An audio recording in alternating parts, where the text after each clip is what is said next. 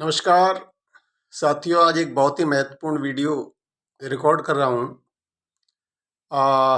ये आज का जो वीडियो का विषय है, ये है भारतीय सेना में जाति आधारित रेजिमेंट्स का निर्माण किन परिस्थितियों में हुआ। साथियों, ये बहुत ही लंबे समय से पूरे देश में अलग अलग क्षेत्रों और समुदायों की तरफ से बहुत बड़ी मांग उठती रही है। इस विषय को आपके संदर्भ में लाना, आपकी जानकारी में लाना, ये मैं अपना कर्तव्य समझता हूँ।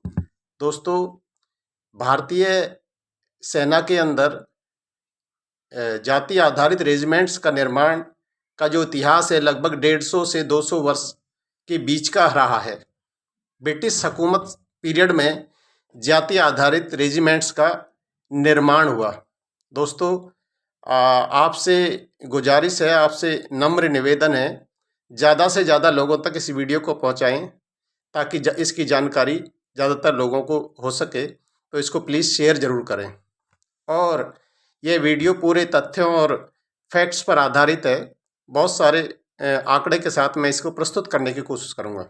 साथियों, भारत के अंदर ब्रिटिश ईस्ट इंडिया कंपनी का शासन था, जो कि पहले सबसे शुरुआती दौर में ये लगभग भारत के 3 क्षेत्रों में शासन कर रही थी, जिसमें मद्रास क्षेत्र था, कलकत्ता क्षेत्र था और बम्बई क्षेत्र था। उस समय पर ब्रिटिश कंपनी अपने देश ब्रिटेन से ही सैनिकों का लाकर भारत में शासन चलाती थी। मगर कुछ समय को देखते हुए, क्योंकि वो सैनिक बहुत ही महंगे और बहुत ही कम संख्या में उपलब्ध होते थे, तो ब्रिटिश कंपनी ने एक रूल बनाया कि हम भारतीय जिन क्षेत्रों में शासन कर रहे हैं, वहीं के लोगों को ब्रिटिश कंपनी के माध्यम से सेना में भर्ती करेंगे। तो इसके देखते हुए तीनों क्षेत्रों, मद्रास, बम्बई और कलकत्ता के क्षेत्र से सैनिकों की भर्ती शुरू कर शासन को चलाना शुरू कर दिया। दोस्तों, तस्वीर तब बदली जब भारत के अंदर अंग्रेजों के खिलाफ पहला विद्रोह 1857 का उत्तर भारत में मेरठ की धरती से और बंगाल के अंदर कलकत्ता की धरती से बहुत ही तेजी से उभरा। इस विद्रोह के बाद पूरी परिस्थिति बदल गई और अंग्रेजी जो ब्रिटिश कंपनी थी, उनकी आंखें खुल गई, क्योंकि अब देश के अंदर राज करना बहुत आसान नहीं है, क्योंकि अलग अलग क्षेत्रों में बहुत बड़े समुदायों का, और इस बात को भी वो भनक लग गए कि ये जो लड़ाई है तुम्हारे खिलाफ भारत के अंदर, ये कम्युनिटी बेस्ड लड़ाई है, जातिगत आधार पर आपके खिलाफ ये लड़ाई लड़ी गई है, जातियों के समूह ने ये लड़ाई लड़ी है। इस बात को अंग्रेज बहुत तेजी से भाप गए।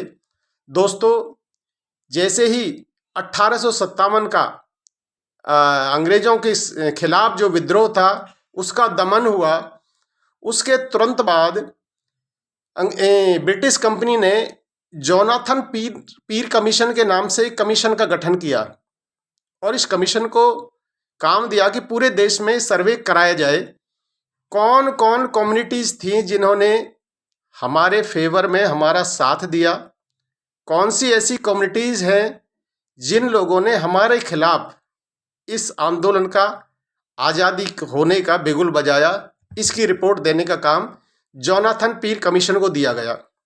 दोस्तों, जोनाथन पीर कमीशन की रिपोर्ट के आधार पर इस कमीशन में कुछ राजपूत राजाओं, नेपाल, पंजाब के सिख राजाओं, डोगरा कम्युनिटी के, कुछ मुस्लिम कम्युनिटी के पठान, बलूच, इस तरह से बहुत सारी कम्युनिटीज़ जो अलग अलग क्षेत्रों में शासन कर रही थी, शासित थे उस समय पर, अपना अपना साम्राज्य अंग्रेजी सेना के, अंग्रेजी शासन के साथ साथ में सहयोग लेकर चला रहे थे। उन तमाम कम्युनिटीज़ ने अंग्रेजी सेना का साथ दिया, ऐसी रिपोर्ट जोनाथन पीर कमीशन ने दी। और ऐसी कम्युनिटीज़ जो 1857 के गदर में अंग्रेज़ों के खिलाफ लड़ रहे थे, इसमें लगभग सैकड़ों जाति ऐसी थी जिनको इस कमीशन के आधार पर रिपोर्ट में सौंपा गया। दोस्तों, यही सबसे बड़ा ये परिवर्तन था देश के अंदर, क्योंकि इस रिपोर्ट के आधार पर भारत के लोगों को दो दड़ों में बांट दिया।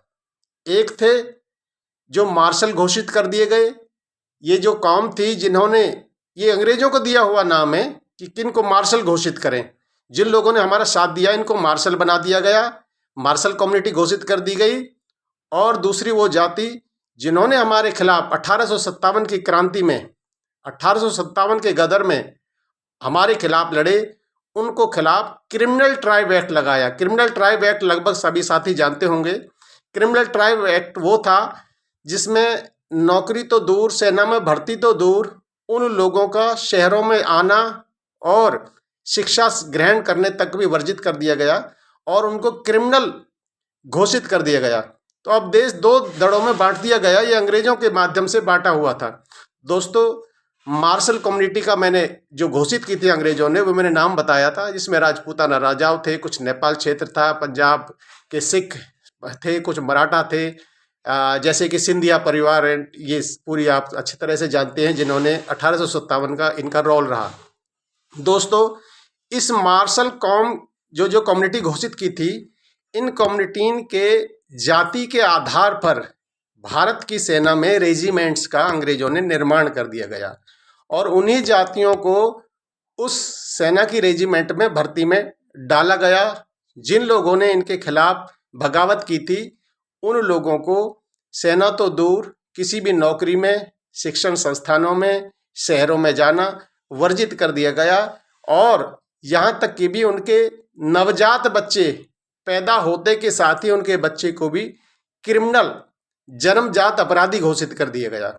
दोस्तों, जातिगत आधार पर बनी रेजिमेंट्स का ये सबसे बड़ा प्रमाण और एक फैक्ट है। इसका जानना आप लोगों को बहुत ज़रूरी है। मैं सभी से कहता हूँ इस वीडियो को ज़्यादा से ज़्यादा लोगों तक पहुँचाएं। थोड़ी सी जानकारी और दूंगा। दोस्तों, जब इन्होंने सेना का रेजिमेंट्स का निर्माण किया, इसके साथ साथ नॉन मार्शल कॉम से भी 1903 में ब्राह्मण गौड़ रेजिमेंट्स का अंग्रेजों ने निर्माण किया। ब्राह्मण गौड़, जो कि ब्राह्मण जाति के लोग इसमें भर्ती होते थे, मगर बहुत पहले विश्व युद्ध के साथ आसपास इन लोगों ने अंग्रेजों के साथ मिलकर, क्योंकि बहुत ये नज़दीक में रहने वाले लोग थे, पढ़े लिखे लोग थे, पहले विश्व युद्ध के साथ अपनी जो इन्फेंट्री थी, ये पैदल सेना होती है, जो भी इन्फेंट्री बनती है जिसमें भर्ती होती है, इसमें से इन्होंने अपनी रेजिमेंट्स को ख़त्म करा लिया गया। आज हमारे लोग शोर मचा मचा कर रेजिमेंट्स का मांग कर रहे हैं, मगर देखिए कितने चालाक और अग्रिम बुद्धि लोग थे जिन्होंने 1903 में गौड़ ब्राह्मण नाम से बनी अपनी रेजिमेंट्स को पहले विश्व युद्ध के साथ साथ आसपास इसको समाप्त करा ले गया। दोस्तों, इस देश के अंदर चमार रेजिमेंट्स भी बनी थी। यह चमार रेजिमेंट लगभग दूसरे विश्व युद्ध के आसपास इसका निर्माण हुआ। अंग्रेजों ने इस रेजिमेंट्स को बनाकर, मगर सबसे बड़ी दिक्कत ये हुई, चमार रेजिमेंट्स ने आज़ाद हिंद फौज, सुभाष चंद्र बोस की आज़ाद हिंद फौज के साथ मिलकर अंग्रेजी सेना से बगावत कर दी, जिसको आज तक भी बहुत सारे लोग हमको उदाहरण देकर बताते हैं कि चमार रेजिमेंट्स ने पीछे भाग गई थी। दोस्तों, अंग्रेजी सेना थी, अंग्रेजी पीरियड में थे, वो पीछे हट गए थे, उन्होंने मना कर दिया था लड़ने के लिए। और तमाम सेना जो है वो आज़ाद हिंद, ये तथ्यों पर आधारित है, मैं फैक्ट्स के आधार पर आपको पेश करूँगा।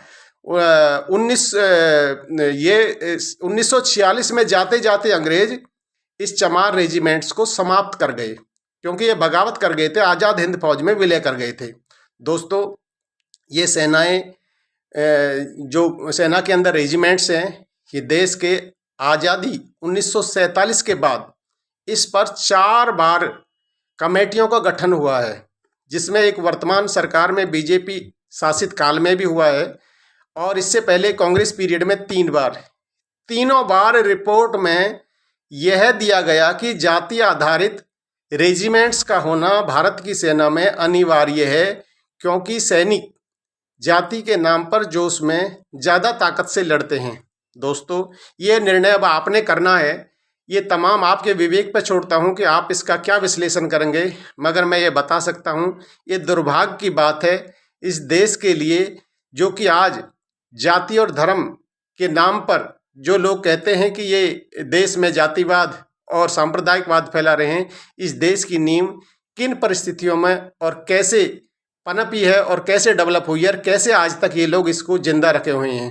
दोस्तों, मैं इस वीडियो को बहुत लंबा ना करते हुए आप लोगों से अपील करूंगा कि ज़्यादा से ज़्यादा लोगों तक इस वीडियो को शेयर करें, लाइक करें, कमेंट्स करें। किसी जाति के ऊपर कोई कटाक्ष ना करें, क्योंकि ये आपके विवेक और बुद्धि, आपके आकलन के लिए केवल दी गई है, आपकी जानकारी के लिए दी गई है।